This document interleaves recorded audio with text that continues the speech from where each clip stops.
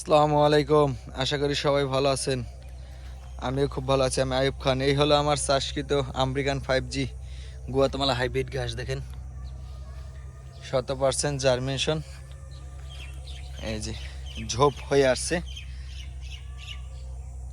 আগাছা পরিষ্কার করতেছি। পরিষ্কার করার পরে গোড়ায় পর্যাপ্ত পরিমাণ মাটি দিব, সার প্রয়োগ করব, তাহলে দ্রুত বৃদ্ধি পাবে, না হলে অনেক লেট। দেখেন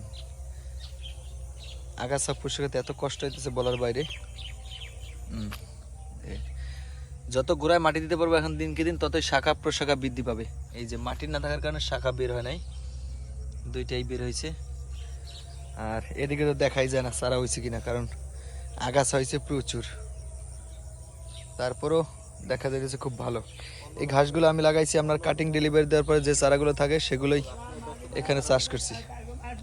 দেখেন আলহামদুলিল্লাহ খুব ভালো বৃদ্ধি পাইছে।